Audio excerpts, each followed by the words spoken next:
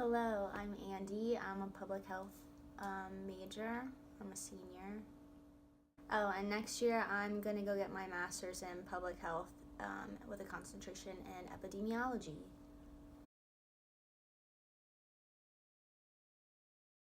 Okay. Okay. So I was super interested in global health, so I applied to the JMU Study Abroad program for the HIV/AIDS, like global health um, study abroad in South Africa. And South Africa is in the top 3 countries in the world that has like the highest rates of HIV/AIDS. It's Lesotho, Botswana, and then South Africa. All 3 of those countries are in sub-Saharan Africa. So we got to go to South Africa and like shadow physicians and go to clinics and kind of meet the people that are experiencing HIV in that area where it's super prevalent. One of the reasons I think that HIV is so prevalent in South Africa is because of the lasting effects of apartheid.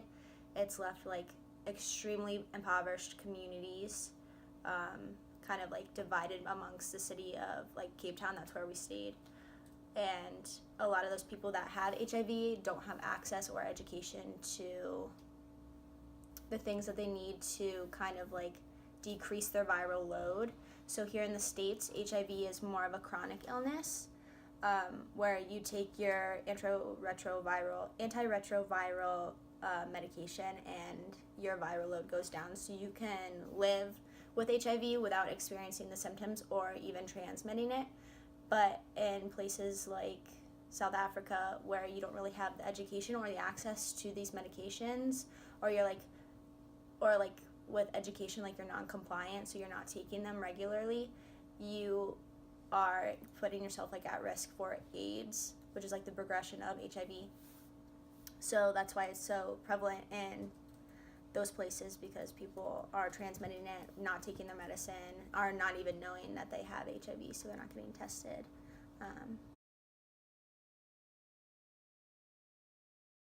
HIV started in Africa. I want to say Western Africa, but I'm not positive about which region of Africa. So monkeys, chimpanzees, and monkeys carry a strain. It's kind of similar to HIV. It's called SIV, and I can't remember what the S is. It's something. What's up earlier? It's like something that has to do with monkeys. Mm-hmm. And what we learned is that apparently, I think a chimpanzee ate a monkey, Mm-hmm. and the strands of SIV intertwined, and then a human had like hunted and eaten that chimpanzee or monkey, and the SIV in the monkey kind of like mutated in with the human and turned into HIV. And like extremely contagious and spread throughout forever after that, which was really interesting. So then it just stayed very prevalent in places in Africa like that. What were the reasons why it stayed so prevalent? Just lack of access to healthcare and education. Like in the States, you can get tested like at the University Health Center for $10, or the Valley AIDS Network for free, and you can get like tons of education and set up for medications and everything, and so like it decreases the disease. But in South Africa, it's just not really talked about either. There's a huge stigma behind it. I mean, it's like a big deal in the United States, but in South Africa, like they won't talk about it at all, and it's so prevalent. So people don't really get tested either, or don't know about it. Okay, hit it. Is there any? So the Shenandoah Valley actually has like a fairly high rate of HIV/AIDS for Virginia. So I'm doing an internship right now at the Valley AIDS Network and kind of working with that population.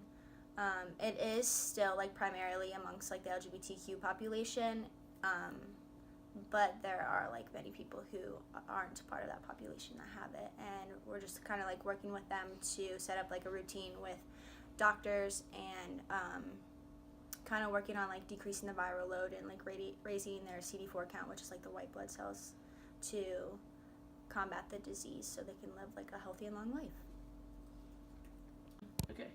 So like what makes AIDS like so different there than here? So in the United States, when HIV first became a problem, it was like known as like a gay man's or like a black man's disease. And still in the United States, it's more prevalent among men who have sex with men and in the black community. But in South Africa, it's much more prevalent among like the heterosexual community. So women, especially like black women, are like more likely to have HIV than like somewhere in the States where it is primarily like in the LGBTQ community. So that was like a huge difference because we've all grown up knowing that, or like thinking that HIV/AIDS is more in that population, whereas in like South Africa and everything, it's Is it just in any because population. of like how like abundant it is in South Africa that Yeah. like pretty much anyone is like susceptible versus like when it was kind of like kept within like a community because it wasn't like as big of an outbreak. So yeah, because it was like spread so much throughout South Africa, and actually a lot of young girls in South Africa get it because a lot of girls are, especially in impoverished areas, are sex workers. So then they get it from having sex with men who have HIV. So like a lot of young girls, like 14, 15, are infected and don't know it because they just are like having sex for like money or like food or anything else, and they're not like really thinking about like